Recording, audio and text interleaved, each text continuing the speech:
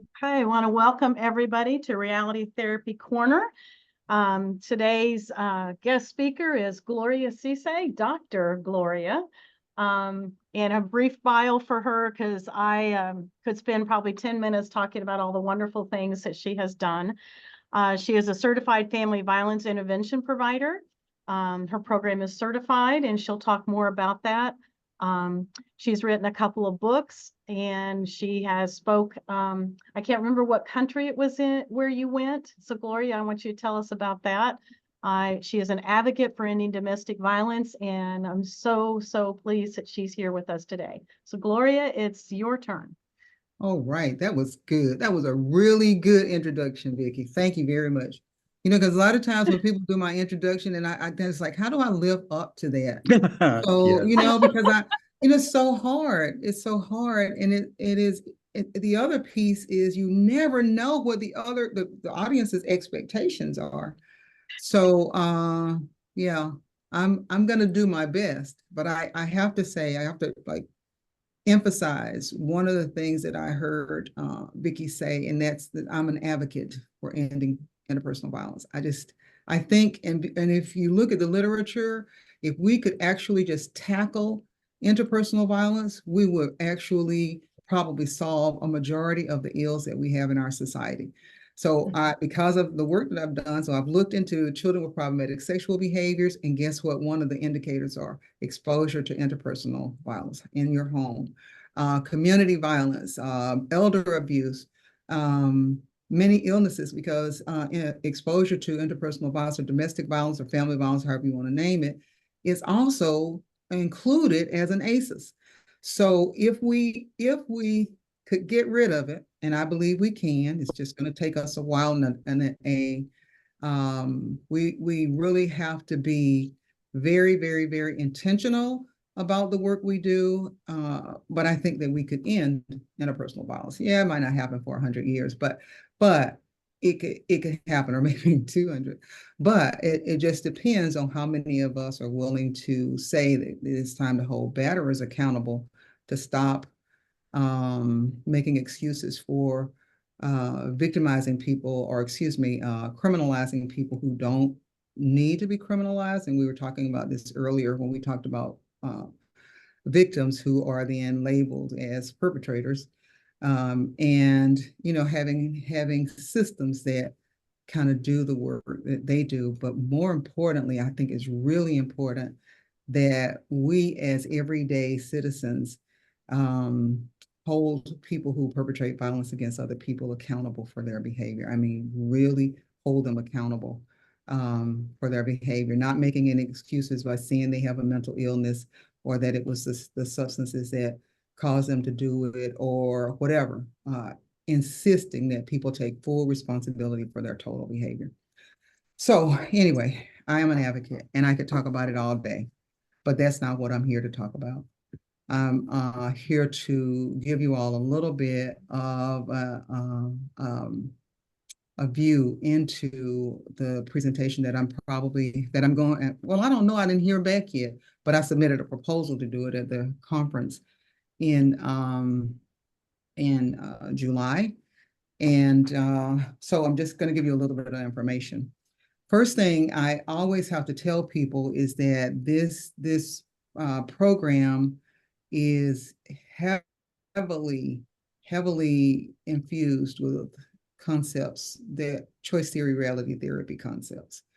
And so everywhere in it, you will see me in the booklets that we have that now, everything the program would do, you'll see choice theory, because I believe that teaching people to take full responsibility for their total behavior is how we can help them to learn, one, to acquire a true sense of agency over who they are, and then to change the behaviors that they currently use that are ineffective in helping them to get their needs met.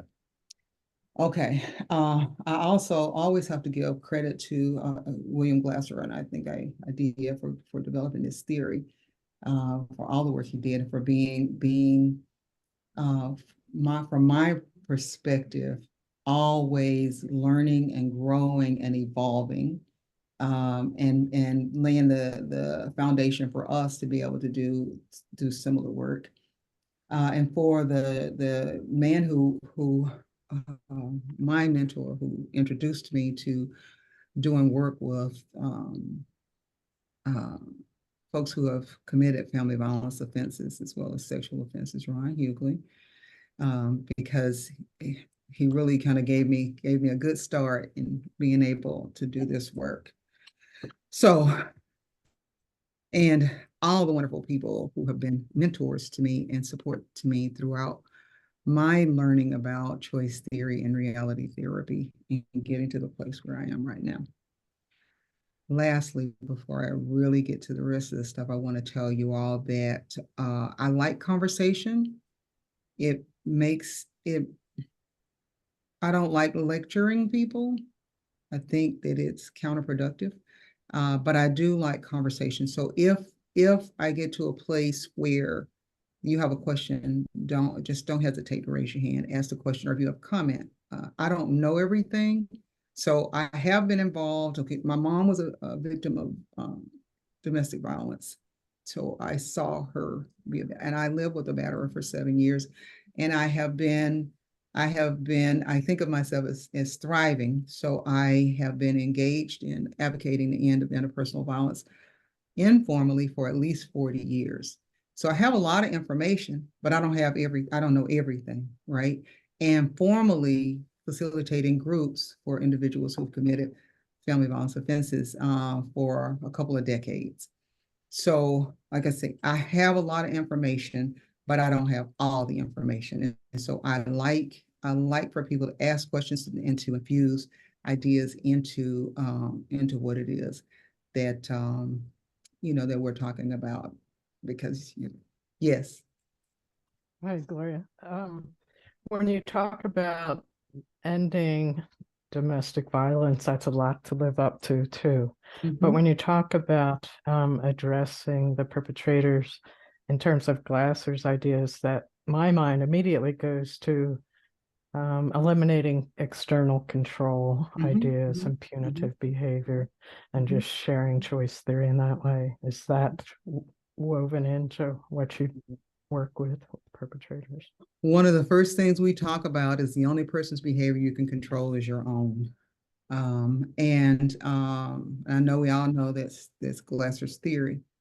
And so what we do and from the beginning, and Jody's here, she's my co-facilitator in the classes that we do, and she'll, she could probably add to this.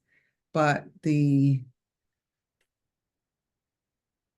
other thing I think I heard you say, Carol, was when we talk about doing away with external control, we can't just think about the people who are in that room, right? Who might come to us who are doing, who have perpetrated a violent offense against one of their, but the court system, our political systems, the way all the corporations are set up, the way schools are set up, everything in our system pretty much is designed to try to tell people what to do. And that whether it's advertising, everything. So we would have to, and so for me, the thing to do is to, on all kinds of levels, start talking to people about how we can change the way our systems are structured. Because if we don't, then we're never going to get a world where we are living without all of this external control psychology. Right. I'm on a webinar. Okay. I'm sorry. Does somebody have a question? Oh, okay. I think maybe. All right. So the first thing we do when people come to our class, and so I won't talk about the orientation and all this stuff, because of course we orient people to the fact that they're, they got to work. It's their work, it's their change, but that all we can do is give them information, and what they do with the information that we give them is up to them. But and I love to watch people's faces when I say that nobody can piss you off. That person did not make you angry. That person did not cause you to hit them, and then kind of wait for, the reactions, because everybody has a reaction. Everybody I've ever said that to has a reaction. And so then they have a visceral response, but they have a cognitive understanding of the fact that, you can't control another person, but they really believe, because of the system, the way we've been socialized, that they can make somebody do what they want them to do. But when they come to our class, we have this whole conversation about that. We actually teach choice theory principles in the family violence intervention class. But as we are doing that, because I think I have, for the first thing in not the introduction, but the description of what I was going to do was the group facilitation.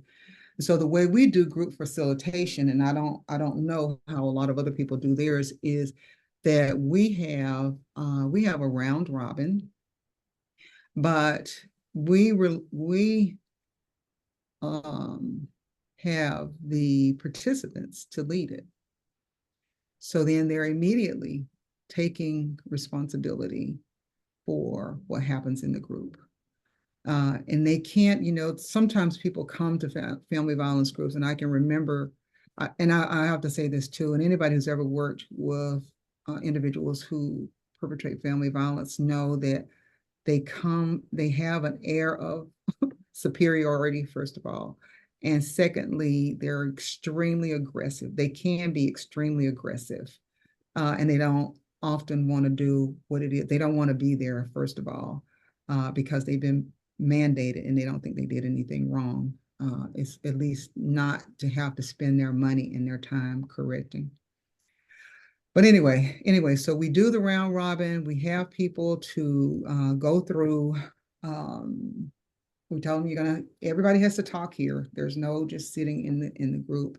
And that's not participation. Just sitting here and kind of listening to everybody else talk that's just not the way it works. You can't really, I don't think you can really learn if you're just sitting and not being active.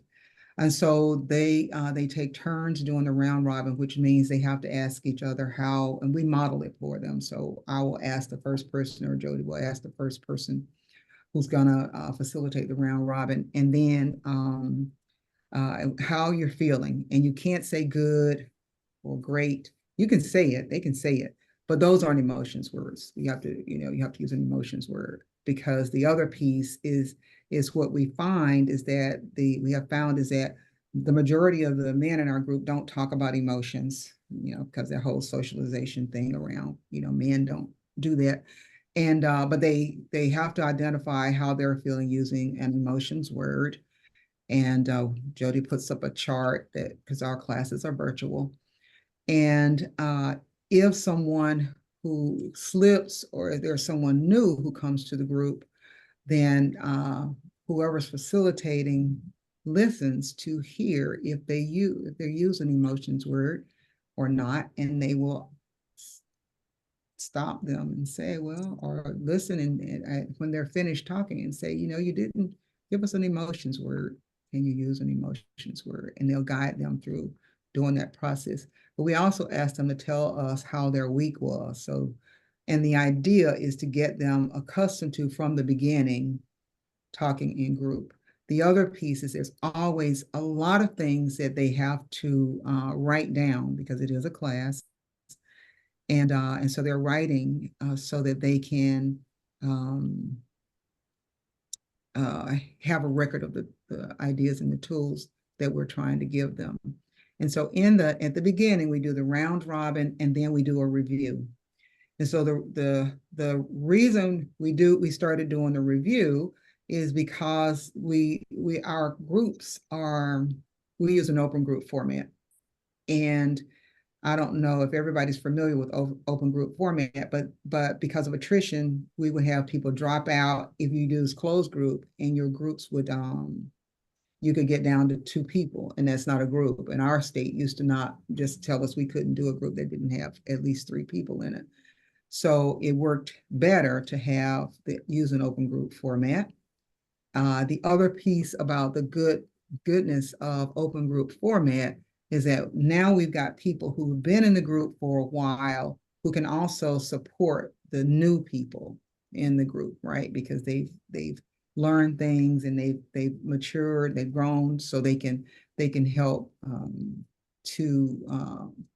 the other people to acclimate to the group and start to learn the material. They learn it differently from the group members than they do from us.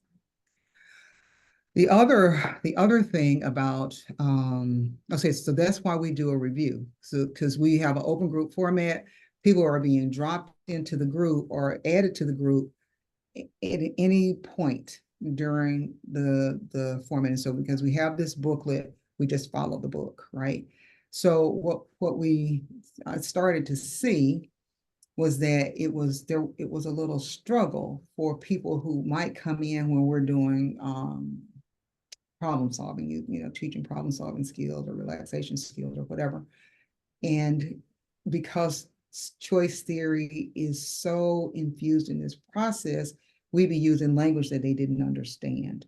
And so, and the other piece is, it also didn't make sense that a person would start in the program and they be 2/3 of the way and towards the end of the workbook or the curriculum, and then they wouldn't know any of the choice theory concepts. So now we do a review that includes the basic needs, some of the axioms. We talk about, especially the one where we talk about the only person's behavior I can control is my own. And the solving circle. We just do a whole review of the key ideas that we're going to discuss throughout the program, throughout the curriculum, so that everybody has some ideas. The other good thing about that is they hear these things, and so when we do get around to them, it's not the first time they've heard it. So the learning is deeper, and it just feels like it's, by the end, people who came in the class who were just determined it was just a waste of time are telling us how wonderful it is. So that's how we do that. And I'm going to go ahead and talk about a little bit about this idea of empathy for victims. Gloria, I have a question. Oh, okay. Yep, you have to stop me. Sorry. Gloria, I have just a question about what you were talking about. So how long is your group last? Is it an hour and a half group, 2-hour group? It's an hour and a half. Mm-hmm. And Okay, we so meet 90 24 minutes. weeks. And then, Mm-hmm. okay, and then your review, about approximately how long do you think you spend on that? 5 minutes, 10 minutes? It just depends. Like last night we did a review, but we had a new person in the group. And so it probably took about 20 minutes to do the review. Okay. Because Okay, I'm sorry. I was just curious how long you spent on the review, and I guess it would depend on if you had new people in, you spend a little bit more time versus if people have already heard it.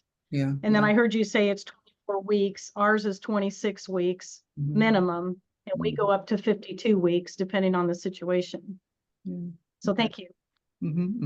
Gloria, may I ask, since you're talking about the inception of the group, when we were in the women's prison, we had big groups, but we followed Dr. Glasser's suggestion that we always sit in a circle.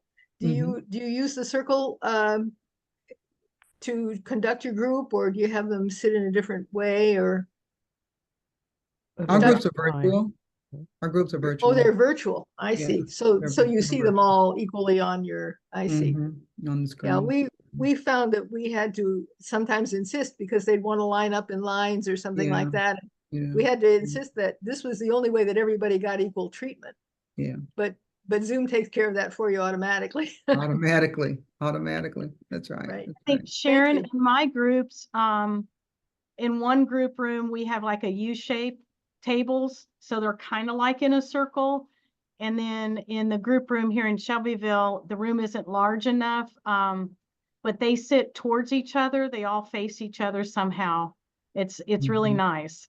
Mhm. If you can manage it, the whole point being that everyone gets equal consideration, Yes. however it works when where you put your backside is, Mhm. obviously dependent on the environment, but, yeah. Thank Good you, point. ladies. Good Yeah. point. Face to face, we try to do circles. Mhm. Try to do circles for that very reason. Yeah, that was important to them. Yeah. Mhm, mhm. So the idea of did anybody else have a question? Comment? Well, Gloria, I was interested in how the virtual group works. Is it working well in contrast or comparison to the in-person? Mhm, I believe it is. And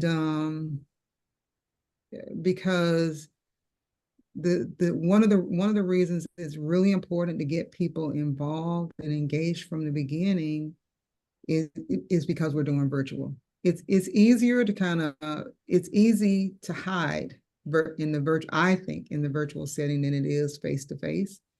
And so one thing that we can do is like always have people talking. And yeah.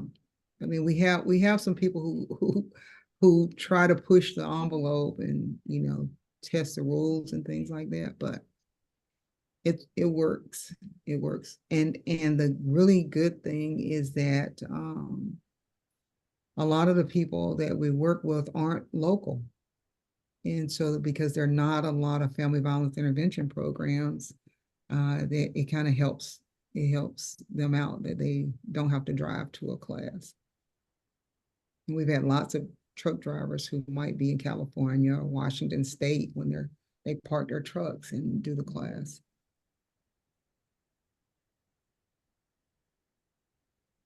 Anything else?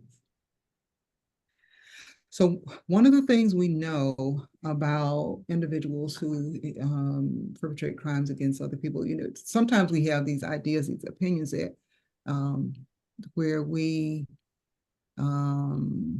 have to teach people about being more empathetic. And I remember some years ago, and I really should have kept up with that article where it stated that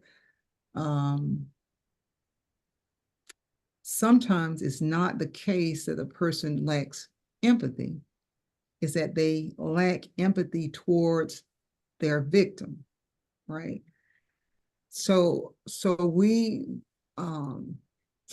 folded these ideas into our workbook, and instead of having a class that's called victim empathy, we do empathy for victims, which doesn't sound very different, but the way it's structured, it is. The way we do the work is it's very different because we're targeting that specific individual, that the person, because when we think about Salza and Matza's techniques of neutralization, then the techniques of neutralization say that we all know what's illegal. We have a sense of what, our morals and norms are, mores and norms are, but we rationalize our inappropriate behavior. And so sometimes when people are come to our classes, they want to talk about what somebody did to somebody else did, right? And that's why they got the reaction that they got. But what we do is we say in this exercise that we do that we call empathy for victims, is we have the individual who has committed the offense assume the role of the victim. And then, which is really hard for them. So we go through this whole thing where people are like, well, I can't think about what she was thinking. I don't know what she was thinking. I don't know, I don't know what she was feeling, all these kinds of things. And then we explain, well, that's what empathy is putting yourself in the other person's place just for a few minutes. I'm not asking you to know what she thought. I'm asking you to imagine what she must have been feeling and thinking. And it is the most amazing thing when it's done correctly. It is the most amazing thing imaginable to watch, because individuals actually are talking about, I'm trying to think of this, remember the words this guy used some time ago about how she must have been terrified. No, he didn't say she must have been. He said, I'm terrified. I I thought that I was going to have a good dinner with my spouse and my family, and he's yelling at everybody, and he's this, and in that he started crying, and he said, I did not even realize I had hurt her, I had caused harm until I just did this exercise where I put myself in her place. And so I think it's a technique. It's a very powerful technique. I mean, we have lots of things that we've added to the program, primarily because we have been experimenting with stuff over the last couple of decades. Um, but I think getting information from different places and perspectives and individuals helps to be able to make it a little more effective. And I can't help but say that putting people in the driver's seat, having them to take full responsibility, that's for, what is it? Total behavior, acting, thinking, feeling, and physiology. Taking full responsibility for their total behavior assist them in learning to make the right decisions when it comes to using violence against other people. Anybody have any questions, comments? Joe, did you say that you teach a class of family violence? Yes, I do. I can't say that I teach a class. I'm a facilitator, and I'm processing this conversation really along the same lines Gloria's talking about. Right. But I don't focus on teaching skills. I get Mm. them to talk about what they did. I Mm. get them to think about the impact of what they did. I get Mhm. them to think about the consequence of what they did. Mhm. So I'm doing the same things Gloria's talking about, but I'm not teaching the skills. Mm. And Yeah. that's one thing, Gloria, that I do is I teach the skills also. And I love the empathy for the victim, Mhm. because when we do what we call role plays, Mhm. oftentimes the men are pretending to be a victim. And I can't say 50%, but I would just say there's a good number of them that tell me, I don't know how to role play. I don't know how this person would have thought or felt. And it may not even be anything to do with their family. It could just be one that I've come up with, and I'd like for you to role play this person and I'll be this person. Mhm. And they struggle. And I Mhm. like what you said. I wrote it down: empathy for victim exercise, Mhm. assuming the role of the victim. And hopefully, and I loved what you said, when they have that aha moment of, Mhm. I caused harm. Now, Mhm. they may not Mhm. be able to say those words, but they're Mhm. thinking, what have Mhm. I done? Mhm. Mhm. And Mhm. oftentimes, because I've got a couple of men that have young children, we talk about how the children must have felt in that same situation. Mhm. And I get aha moments often because they're like, I didn't think that my 6'6" frame standing over my kid could cause them to be afraid. That's right. And then they figure out that kneeling down, getting on their level, lowering their height, their whole body. I mean, it's amazing. And so empathy for the victim, Mhm. I'm definitely going to, for me, in the groups that I run for this program, try to use that more often. We do it every 3 weeks, but I think I need to do it a little more. The other thing I really liked about what you were talking about was the review. We do a review, but I never thought about doing it in the very beginning.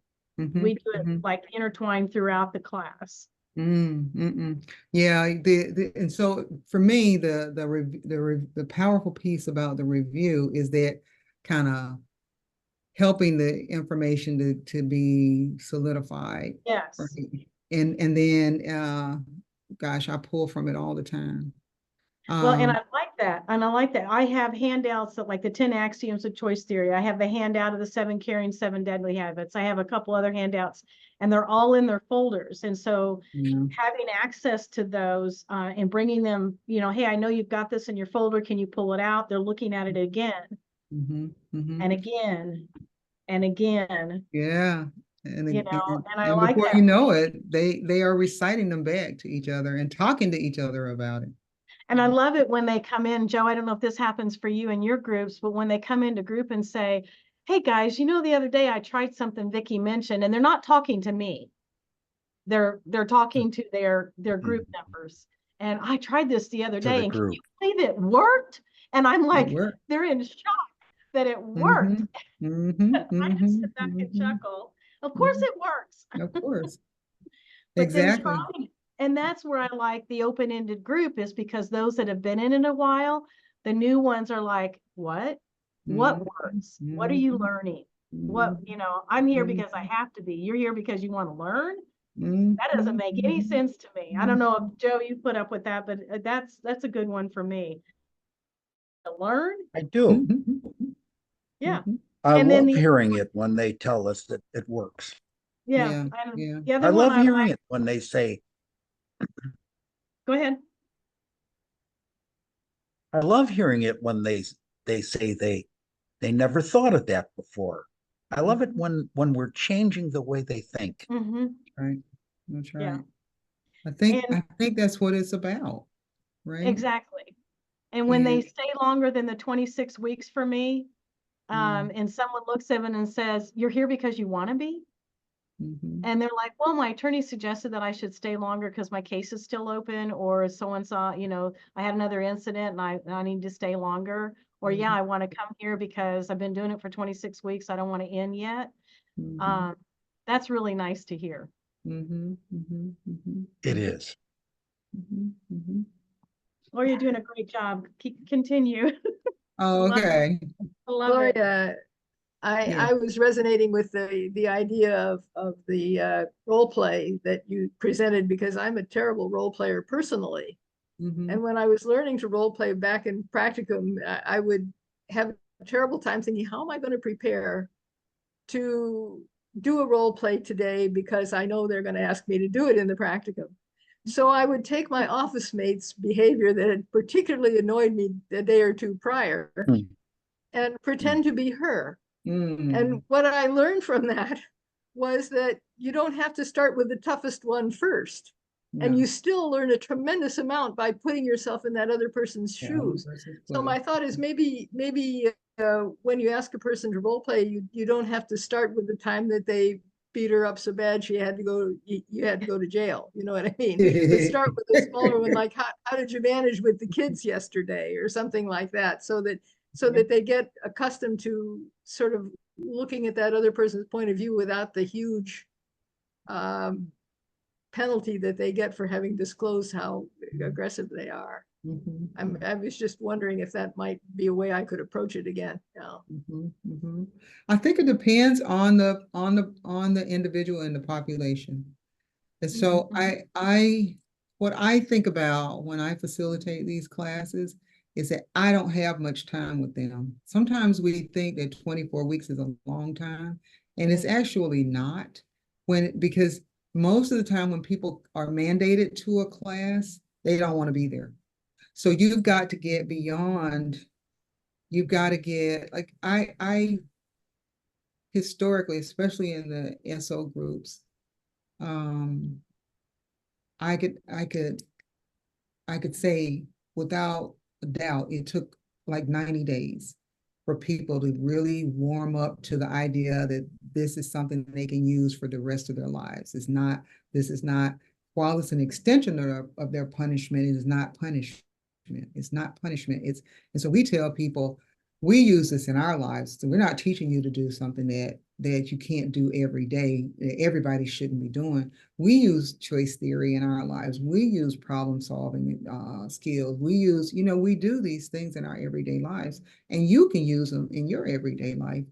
But sometimes it is really a challenge to connect with folks who come. And so the the and by the and we don't do the empathy for victims at the beginning unless they are unfortunate and join the group in that moment, on that, when we're on that module. We that's probably 3-4 months into the process that we get to that place.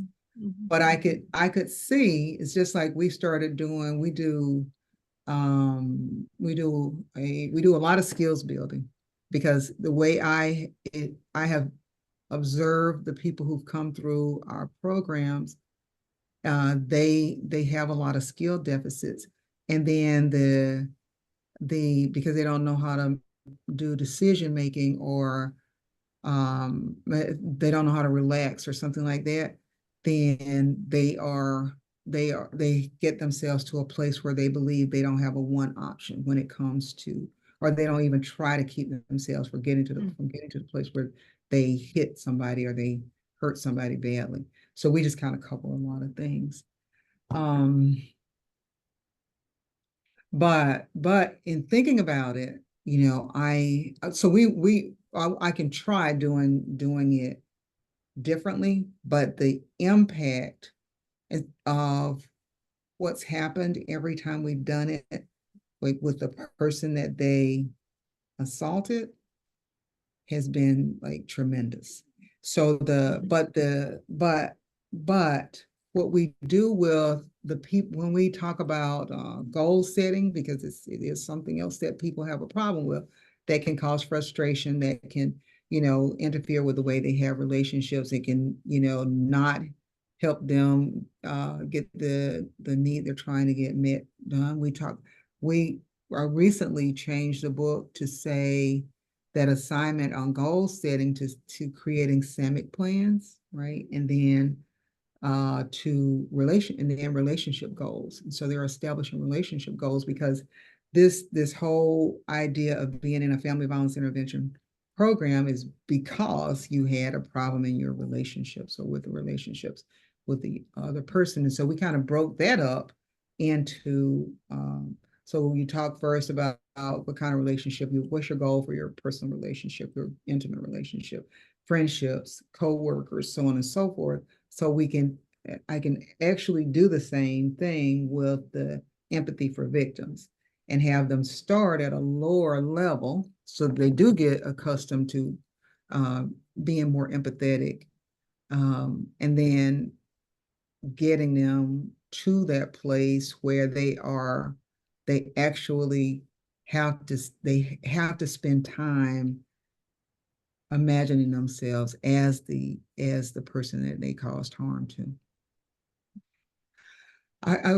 So thank you. I'm thinking about that, Sharon. Thank you. I'd like to say one of my favorite quotes is from Brian Stevenson, and Brian Stevenson is the person who wrote that book, Just Mercy. And in it, I'm paraphrasing, so y'all forgive me, but he said, "We are all better than the worst thing we've ever done." And so we tell people when they come to our group, I'll say it, I don't know how many times I say, we're all better than the worst thing we've ever done. So we're not here to judge you. We're here to help you learn some new skills, because because it's the behavior that got them into trouble, right? And so what has to happen in order for things to change, and we got to do a lot of stuff, helping people to deal with their belief systems and their mindset, all this kind of stuff. But we can't do that directly, right? But we can help them learn new skills. If you know that you can pause, you can stop and take 10 deep breaths. You can do something other than hit a person. And then you do it and do it and do it until you become proficient at it. If we can teach people those things, then we can teach them that they have options. And oftentimes especially people who committed violence repeatedly against other people, they think that's their only option. They're going straight to the, and it's because, well, I didn't know what else to do. I didn't have anything else to I wanted her to stop talking to me, and she wouldn't stop running her mouth. So the only thing was to, hit her in the mouth, and then that would stop her from talking. But if I help you to understand that there's some way, some behavior you can use to replace that behavior, then you can use that behavior instead of this behavior, right? Does it make sense? Okay. That's why it is definitely a behavioral replacement program. We have to help people because it might have taken, I'm trying to think, the oldest person in our class right now, it could take people 20 years, it could take people 50 years, 60 years, 70 years before they get to us. And they got all those years of learning those behaviors that are now in their suitcase of behaviors, right? That they are using. And so it's almost impossible to get somebody to walk out of a 24-week class and never use violence again. But they have to have, Right. and if they know that they have options in and even if one of the options works, like I heard you all, then their confidence level is boosted, and they will try, and they'll keep trying. It's, I know. And what we teach is that you have to use these skills, these techniques, when you are not upset, when you're not at a place where you feel like your back is against the wall. You have to practice them daily, so that they are easily accessible. Okay. Anybody else? That seems real consistent with Glasser, because I hear him say that almost all people use coercion in facing problems because that's the only psychology they know. So I think when you're talking about changing society, that's teaching something new, presenting something new, practicing something new. No blame. Thank you, Carol. I used to, when I was really new at this, young at this, so I worked in a domestic violence shelter and shelter programs before I started doing work with people who committed offenses against other people. And I also have a book for women who have committed family violence, and so I'll get back to that in a moment. But it is okay, y'all, we're recording this, so I'm not gonna say that. Let's go on to something else. But we can change our society if we could get everybody to learn choice theory. It would just change. You're so right. Yeah, we could That change would so help. many things about the way things happen in our society if we could do that. And if we could, if we could get everybody to learn that, and for just a moment, all of us, if it just for a moment, we put ourselves in somebody else's place and wondered what happened to them that got them here. What happened to them, right? And then it's like with the activity we do I do with the folks in my groups, Empathy for Victims. If we just like spend really truly 60 seconds thinking about what happened to somebody else that got them here, or what happened, all morning. I know everybody's had a crazy morning. I know mine has been full. Then, we just think what happened just for a little bit. Just then we will open up the opportunity for our brains to be more receptive an understanding of the other person in this environment, wherever we meet them in. So we need to do that. Okay, so there is a significant amount of research out there now in literature. Dr. Bruce Perry is one of the people. I talk about Bruce Perry all the time when I talk about the impact of interpersonal violence or domestic violence. I keep using interpersonal violence because the CDC and the CDC is because there's not common language across all the disciplines that are engaged in the work of ending ending domestic violence. You know, all these names: domestic violence, wife battering, family violence, all these different terms. Then it makes it harder to solidify the research because we're not always looking at the same kinds of things. So I frequently try to replace domestic violence and family violence with interpersonal violence. But then you look at the definition, and the definition of interpersonal violence is slightly different than the definition of domestic violence. So I just keep using them back, interchangeably. So forgive me for that, y'all.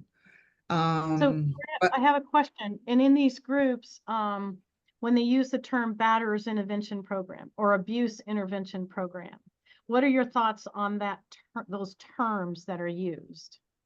Well, I keep trying not to use those words because so any of those terms and so this goes back to when we're still face to face. I remember, I don't know, 6, 7, 8 years ago, I used to facilitate our groups for people who committed sexual offenses, and we called it a sex offender program, right? Because that's what the man that I started doing this work, it was a sex offender program. And the guys would regularly, and this one man, I remember him standing up to me and saying, "Y'all say you want us to stop doing this behavior, but you keep referring to us as sex offenders. So what are we supposed to be but sex offenders if that's what you just keep calling us?" And so I changed the title of the workbook. It's called Choosing True North. And it's another behavioral change program. And so when we label people, that's othering, right? That's the whole thing. Say that again. Othering. When we label. When we are labeling people, what we're doing is saying, this is who you are. This is the box you're going to be in. And so what we do then is we become that box. We become that thing that's in that box. And so I think it makes more sense to use person first language, right? This is a person who's committed family violence offense, or has been convicted of family violence offense, or who's used violence against another person, as opposed to this is a family violence perpetrator, or this is, oh my God. Because to me, it just makes sense. I mean, I know too, Glasser didn't like labels. And so No. my thing is, so I don't like labels either. I've never liked labels, but I know that labels have been necessary and but they get overused. They get overused, and it's too easy to, I mean, and I've watched it so many times that they'll say, "I'm bipolar." It's like, I did not know that bipolar was a genetic, was in your genes. And so you could be, a human being could become bipolar, as opposed to, I have been diagnosed with bipolar disorder, or I have symptoms or whatever. And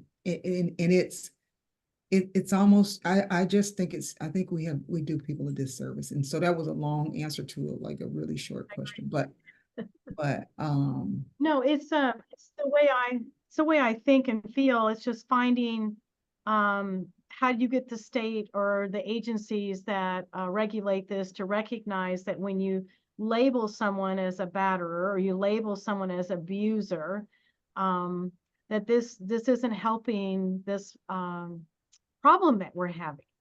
But what are the alternatives? That's the problem. I've offered just saying it's an intervention problem or an intervention program to family violence. And that was shot down. And And I thought, Huh? Go ahead. No, our Go state ahead. calls it a family violence intervention program. Mhm.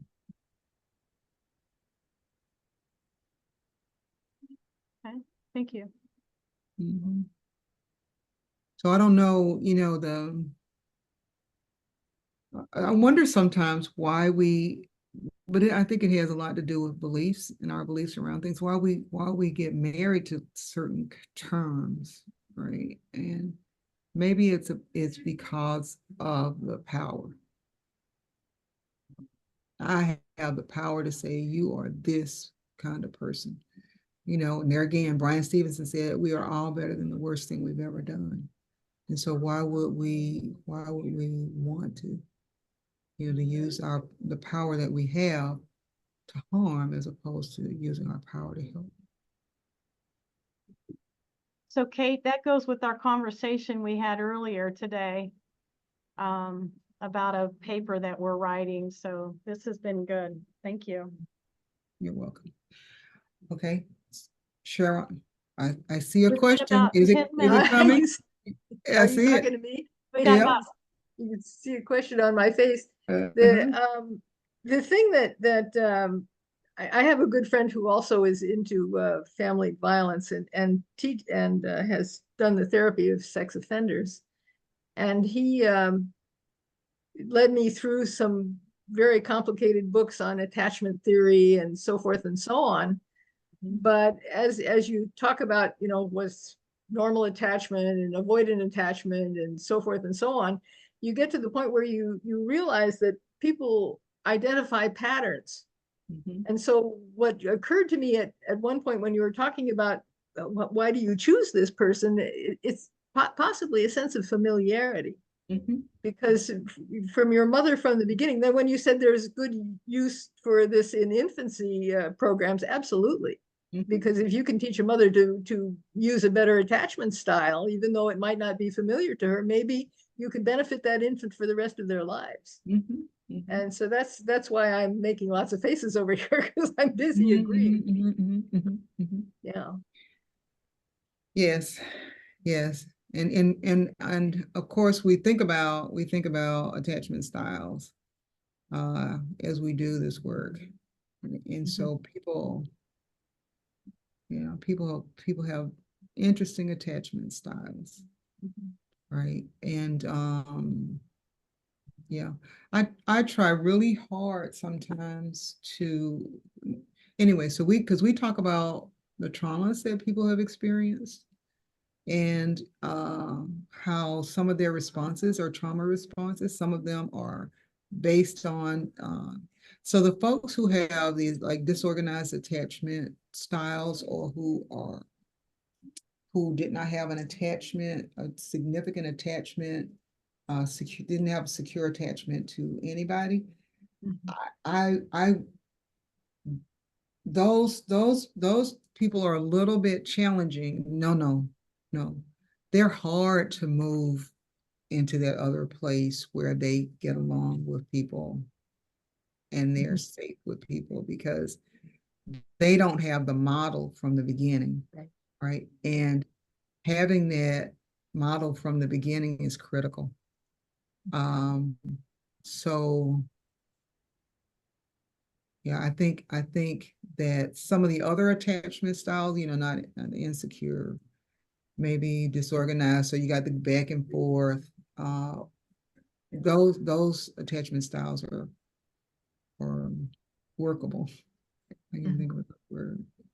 But yeah, that one I think would definitely be a challenge when it comes to someone who doesn't care about other people, who don't connect with other people well. The other thing, and then I'm gonna say I brought up Bruce Perry's name, but I didn't say anything about the work that he's done or how, when we talk to people about the impact of trauma on the developing brain. And when children are exposed to trauma, the trauma of interpersonal violence, then their brains are impacted and that they not only learn some behaviors, but even in infancy or in utero, their brains can be impacted by the violence that happens in their environment. And so sometimes those children can develop hyper what is it? Oh my God, hypervigilance. And sometimes that mirrors ADHD. So those children will be labeled, right? Or there are, so then we talk about how it can lead to a lot of different things, like oftentimes children who are exposed to, no, not often, sometimes children who are exposed to violence may use violence as they grow up, because they learn that this is what you do in order to get people to do what you want them to do, or they become victims, or they will abuse substances. There are so many things that can happen to a child who is exposed to interpersonal violence. And what I remember hearing Dr. Perry say one time is that the younger a child is, the more harm that is likely done to them when it comes to, being exposed to domestic violence, interpersonal violence. Because, and if you think about it, when a child is very young and they're exposed to any kind of circumstance that's disturbing, they can't run. They don't have any language, so they can't speak. All they can do is cry. They can't defend themselves. They're completely vulnerable. And so then all of that stuff is locked in their bodies, right? So, and then we all have read about Bessel van der Kolk and the body keeps the score.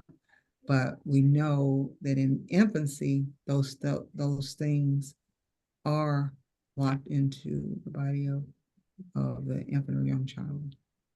So, and I'm sorry. Oh, I'm sorry. I was just going to ask, do you have a recommendation for one of Bruce Perry's books? I'm on Audible and they have 3 of them.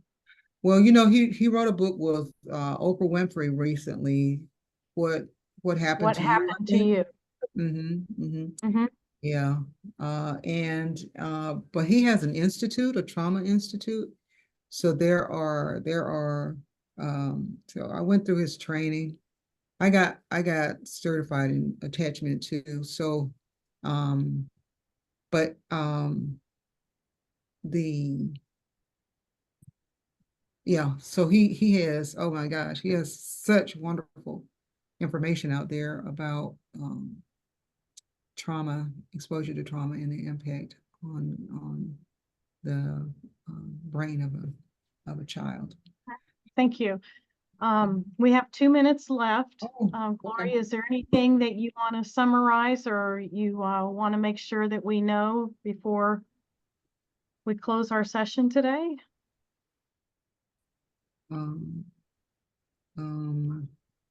Oh, so if I can say, I am going to be offering a certification in choosing peace.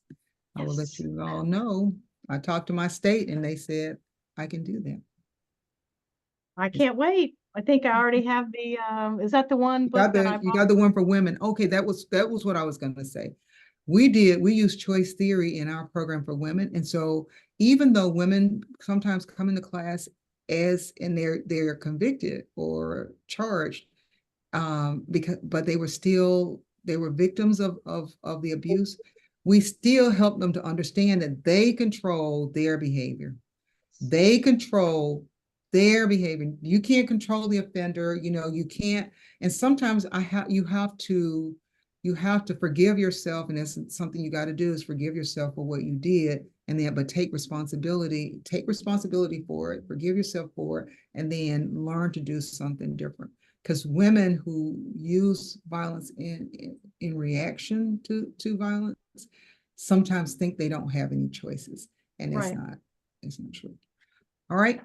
Thank you very much, Vicki. Thank you, everybody, for listening to me today. Thank you, Jody. Thank you. Last minute coming and hanging out with us. Thank you very much. Absolutely.